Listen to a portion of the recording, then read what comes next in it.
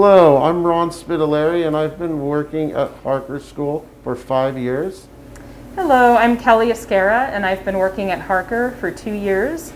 And today we'll be preparing an Italian feast for you and your family to enjoy. It's a bit of a project, but you'll love rolling gnocchi and marinara sauce. We're going to be pairing the gnocchi with meatballs and serving them alongside with a classic caprese salad and a balsamic reduction. Okay, today for the marinara sauce, these are all of our ingredients that we're going to be using. We're going to be using 3 28-ounce cans of crushed tomatoes and puree. We're going to be using 1 medium onion chopped, 3 to 4 garlic cloves minced. Then we're going to be using 1 bunch of flat leaf Italian parsley chopped. And then we're going to be using 1 bunch of basil chopped. For our dry herbs, we're going to be using 1 teaspoon of dried oregano, 1 teaspoon of Italian seasoning, and 1 teaspoon of dried basil, which I have here. And then we have 1 teaspoon of granulated garlic, 1 teaspoon of salt, and 1 teaspoon of black pepper. And then we have here about 5 to 6 tablespoons of olive oil. Okay, to make our marinara sauce, we're going to start by taking our 5 to 6 tablespoons of olive oil and putting it into a medium saucepan at medium to high heat. And to that, we're going to add our chopped onion.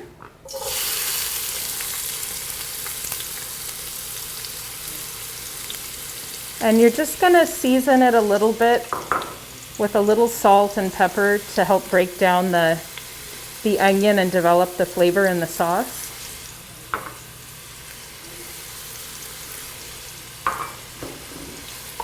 And you're going to saute that until the onions become translucent, which will be about 7 to 8 minutes. So then once the onions have become translucent, I'll add in my chopped garlic and stir that for 1 to 2 minutes or until fragrant.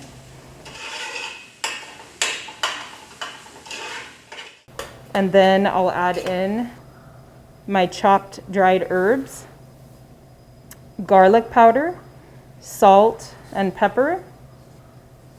And then we'll go ahead and add in our chopped parsley and our chopped basil. And then you can add in your tomato sauce. And then you'll give that a good simmer. Once it comes up to a simmer, you're going to want to simmer that on low for 40 minutes. And as you're simmering your sauce, make sure you give it a stir about every 5 to 8 minutes or so.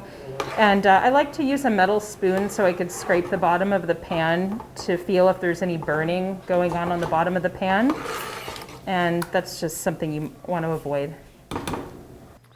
Today we're going to be preparing potato gnocchi. And when preparing this recipe, it's really good to have a large workspace or a cutting board because when it comes time to rolling out the pasta, you want to have a lot of area to work with. When preparing this recipe, I like to use russet potatoes. That you definitely want to use russet potatoes. I use 5, no bigger than like the size of my fist, in order for the volume of this recipe to work correctly. I have 4 cups of flour. You're going to be using anywhere between 3 to 4 cups of flour. I do actually have an additional cup of flour in here for flouring the work surface, and 1 egg. The tool that you're really going to need to successfully make a potato gnocchi is a ricer, which rices the potatoes, and I'll be showing you how this works later in the demonstration. Once the potatoes are fork tender, you're going to want to go ahead and pull them out of the boiling water. You want to make sure they're fork tender all the way through, that you can push them in. You don't want to boil them crazy if possible and have the skin all splitting. So we're going to pull all 5 of these potatoes out that are cooked now. Once the potatoes have cooled around 15 minutes, you want them cool enough that you can still handle them and soft enough that you're able to rice them and peel the skin off. So you're going to want to go ahead and peel the skin off without removing a ton of the potato. I will use like a little butter knife depending on how easily the skins come off. Once we get all 5 of these potatoes skinned, we're going to go ahead and rice them and get to making our pasta. This recipe takes a little bit of time, but it's definitely worth the effort. If my grandmother was rolling these out on a Sunday, it was a good day.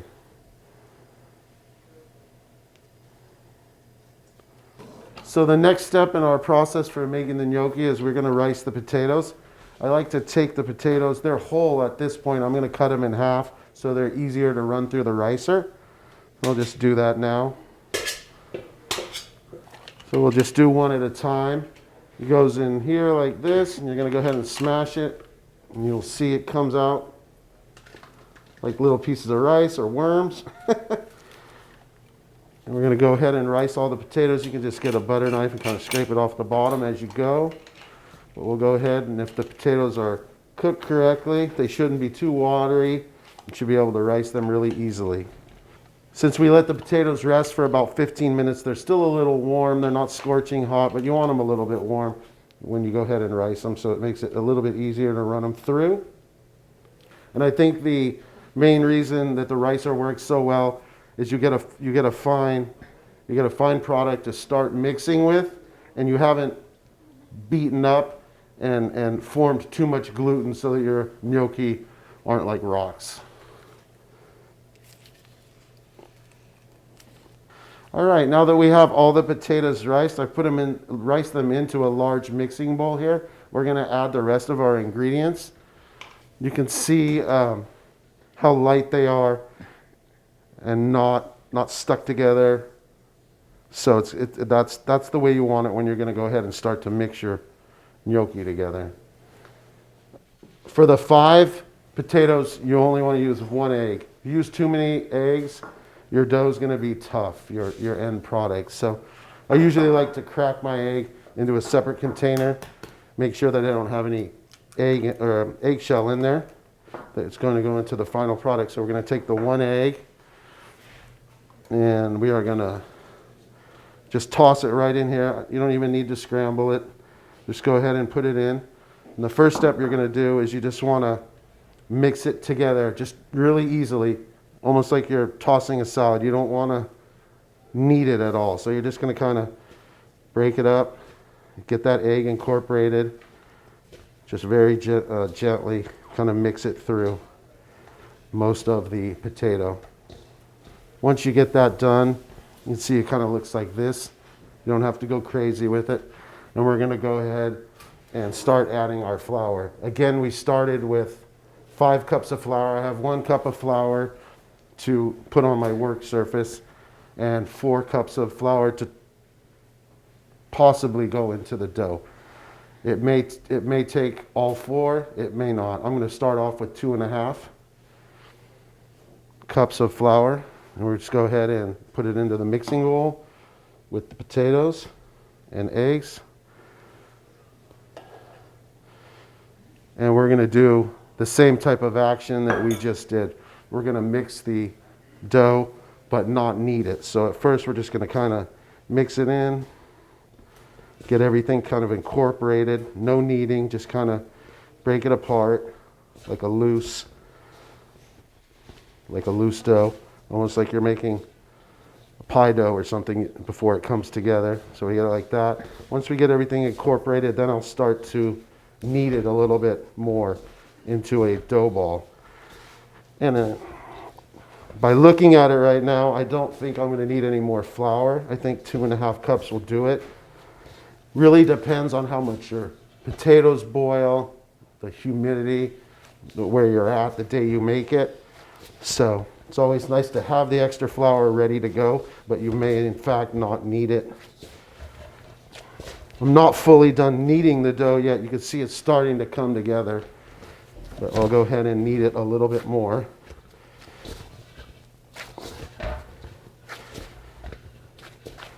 I think I'm happy with the dough here. What I'm going to do is kind of make it into a ball in the center of the bowl. And I'll go ahead and show you how I kind of figure out whether or not I'm happy with the dough to go forward and make the gnocchi. So what I'm going to do here is take off my gloves and end up replacing them. But I'm going to sacrifice a piece of dough so that I can feel it, because you really got to know the dough, as they say, if you're going to have successful gnocchi. So I'm going to go ahead and roll it You can see it's together and it's not too sticky. Sticky enough that it sticks, but you don't want it super sticky. So the next thing we're going to do is roll out the dough now that we know it's the correct consistency. All right, we're going to start off by flouring our work surface to go forward with rolling out the pasta. I'm also going to flour this sheet pan a little bit where we're going to be putting the finished product. So I'll get my work surface ready a little bit. We'll go ahead and get the sheet pan ready. I'm going to go ahead and start cutting off small pieces to work with of the dough. So I'll go ahead and get the dough. We're going to roll it out into like a little snake, I guess is the best description. Probably around a 1/2 inch in diameter. So you go ahead and work it slowly so you don't want to rip it apart. It's a very delicate dough from start to finish till it hits the plate and when it hits the plate. So it's roughly about a 1/2 inch, and I'm going to go ahead and cut pieces about 1 inch. It's important, I cut them on the bias, it's important to keep them as close in size as possible so that when you're cooking them, they cook all evenly and cook at the same time. So we're going to cut them like this, and we're going to transfer them over to the sheet tray. I don't always do this. The old grandmothers used to. So if you're feeling really fancy, you can take each one and roll it over a fork to get a little pattern on there. I don't normally do it through all of them. It's very time consuming and they taste just as good without doing this, but if you're feeling fancy, you can go ahead and roll them over the fork like this. They do look nicer, but no one's going to complain if you don't do this. I guarantee it. So I'm going to go ahead and transfer these to the tray. Maybe sprinkle a little bit of flour on them before they go on there. And we'll go ahead and move them on the tray. And we can move forward with doing another piece. We're going to continue to do this until we've rolled out all of the dough that we made. So again, I'm going to take this piece, not too crazy. Be gentle with the dough and go ahead and roll it out to a snake that's about a 1/2 inch in diameter. And again, we'll cut them on the bias about 1 inch a piece. And I'm not going to run these over the fork. I just wanted to show you to do that if you're feeling fancy. Once you get these all done and put on the tray, this is usually an item that I'll cook on a Sunday. You don't want to refrigerate these before you cook them. They won't cook right. So I usually will make them about 2 hours before I'm going to cook them or right before I'm going to cook them. What you're going to want to do is cover them with a tea towel if you make them an hour and 2 before you're going to cook them. So you just keep them resting with a tea towel on top. Okay, so we're going to get started on making our meatballs, but first I'm going to talk about the ingredients that we're going to be using today. So we're going to be using 2 pounds of ground 80/20 ground beef.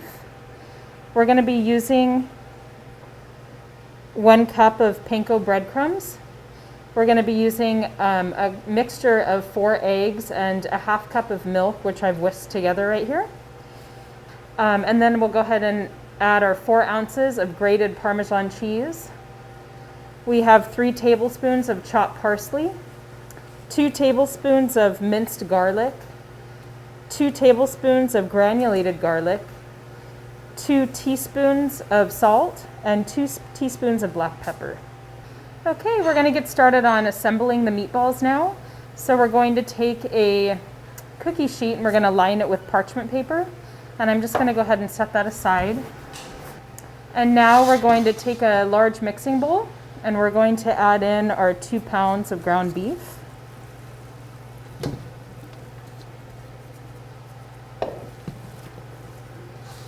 And to the ground beef, we're going to add the breadcrumbs,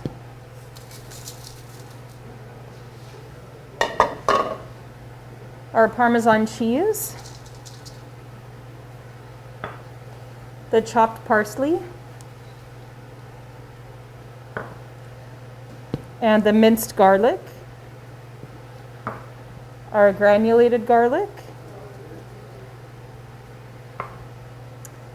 our salt,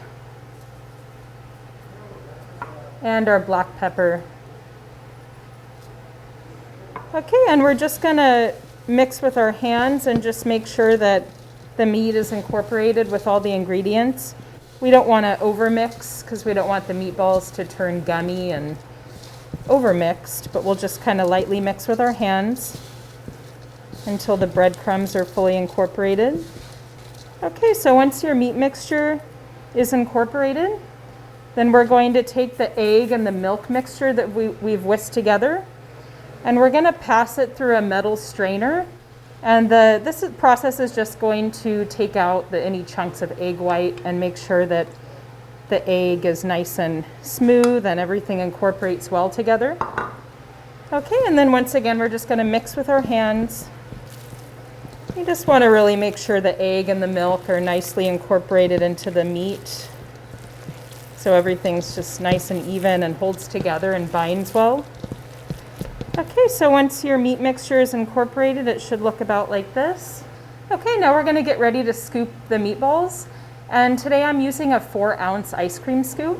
If you don't have one of these, you can use a 1/4 cup measuring cup and just make sure you pack it really tight down into the measuring cup. So I'm just going to get a nice, good scoop in there and pack it tightly with my hand. And it's going to be a pretty large size meatball. So you should be getting eight good sized meatballs out of this recipe.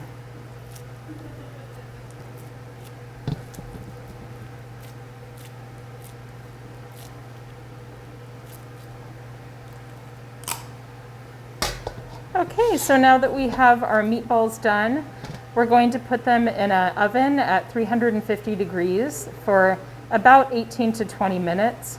I am using a convection oven today, so just keep in mind at home, if you have a conventional oven, it's probably going to take a little bit longer, being that the fan is not blowing, to speed up the process.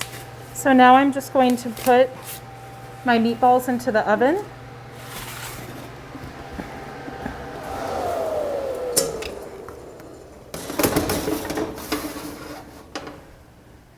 Okay, so I'm going to pull out my meatballs now.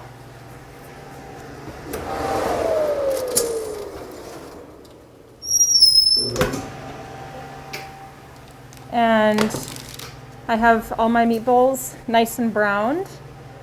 And you want to make sure that your meatballs are cooked to 160 degrees internally. I'm going to just take my meatballs and straight away just put them right into the marinara sauce.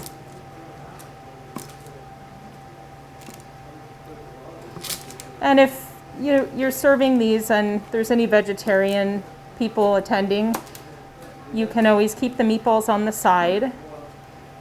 Okay, so we're going to simmer the meatballs for up to an hour. It really gets the meatballs nice and tender and helps to infuse the sauce with some really good flavor. Okay, to go with our meal today, we're going to be pairing it with a caprese salad. And the caprese salad is really easy to put together. It is just sliced tomatoes. You're going to use about 3 to 4 depending on the size. I used Roma tomatoes, and I cut them about 1/4 of an inch thick. The mozzarella cheese, you're going to use 1 pound, sliced 1/4 inch thick as well. And I cut the mozzarella in half just to make sure they're about the same size as the tomatoes to make them look nice on the platter. And then you're going to need about 30 basil leaves, whole basil leaves. I just have extra virgin olive oil for garnish, sea salt, black pepper, and then the balsamic reduction, which I will be showing you how to make. Okay, now we're going to piece together the caprese salad. We're going to layer the mozzarella cheese and the tomatoes, and it's a very easy process. We'll just start off with 1 piece of mozzarella, 1 tomato, and just create a pattern.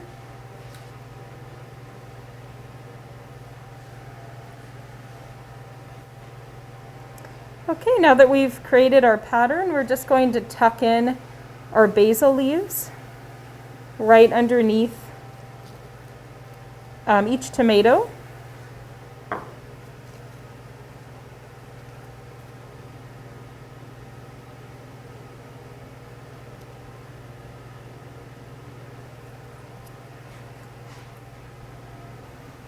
To finish the salad, we need to make our balsamic reduction sauce. So we're going to start off with 1 cup of balsamic vinegar, and we're going to put it into a medium-sized saucepan.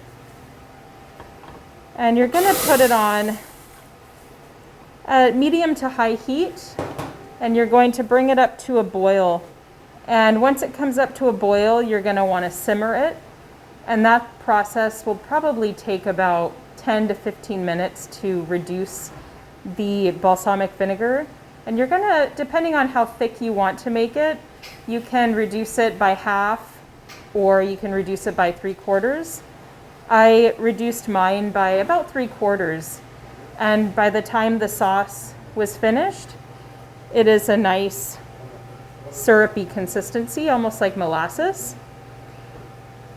So now that we've done our reduction sauce, we're going to plate our beautiful caprese salad and garnish it with our extra virgin olive oil, salt and pepper, and balsamic reduction.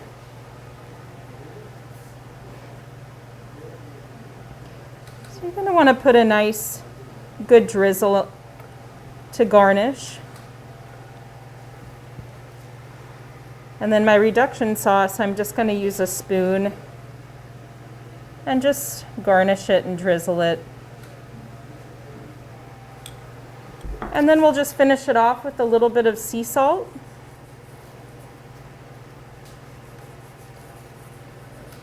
And some fresh black pepper.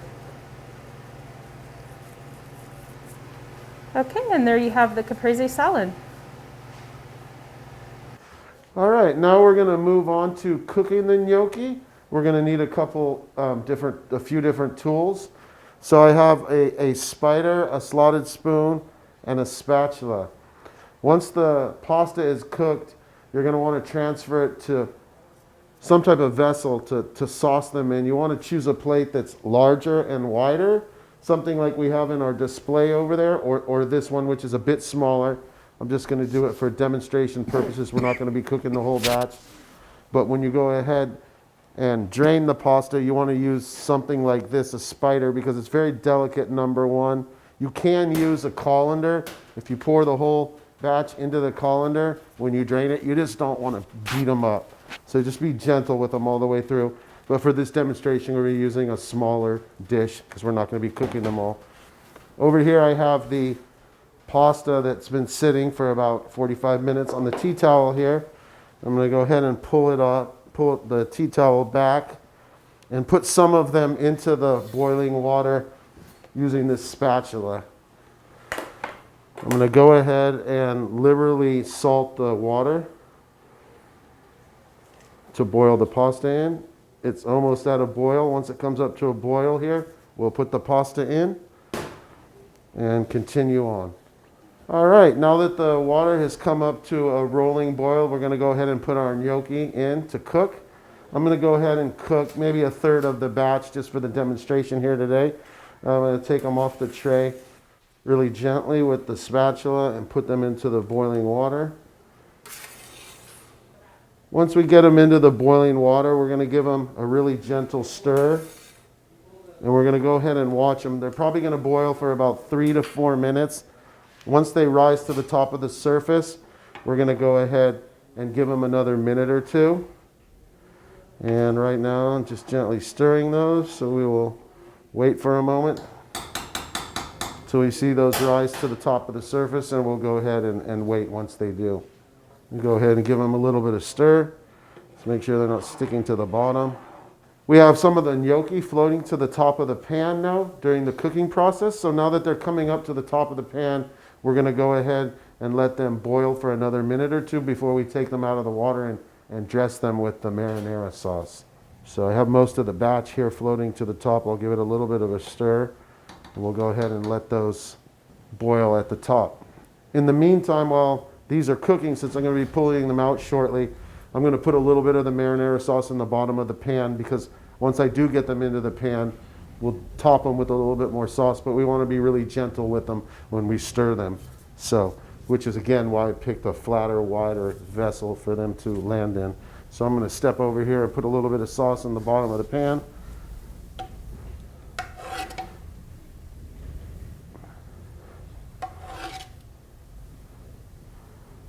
All right, these have been at the top for about a minute, so we'll go ahead and give them another minute, and we'll go ahead and take them out and dress them.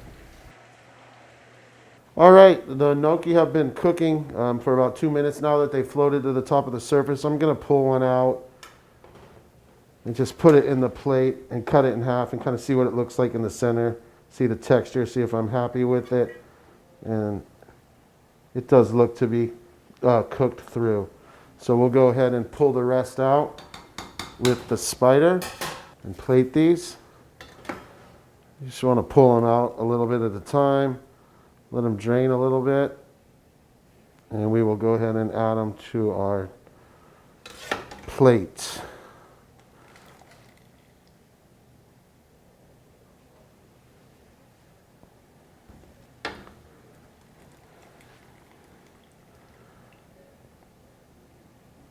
Now that I have all the gnocchi out of the water, we're going to go ahead and top them with a little bit more sauce, stir them up a little bit very gently so we don't bust them apart. Once I get this process done, I'll go ahead and start plating the meatballs and setting up the display for all of our food this afternoon. All right, so I have the sauce on there again. I said just want to very gently give these a stir. They're very delicate. If they're not very delicate, they're not going to be very good. They should be like little pillows, like little clouds of air. I think I'm happy with that. Maybe just a little bit over the top. Get my towel here. Wipe down the plate. Next, we'll go ahead and plate the meatballs, which we have ready, that have been simmering in the sauce for about 40 minutes to an hour. We'll go ahead and get these plated.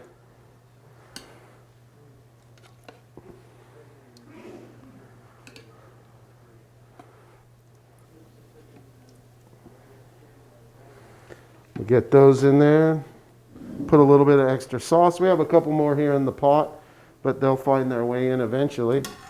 Finishing up these dishes, we're going to go ahead and garnish the gnocchi and the meatball with a little bit of basil, with a little bit of fresh basil. First, we'll go ahead and hit these. We're going to also garnish them with a little bit of chopped flat leaf Italian parsley.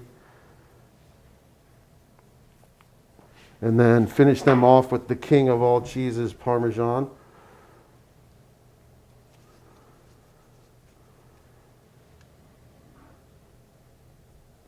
Thanks for joining us today. I've enjoyed cooking this for you. All right, we hope that you guys enjoy making this for your family at home. And if you have any questions about any of the recipes, you can always go to the Harker website and check them out. Thank you.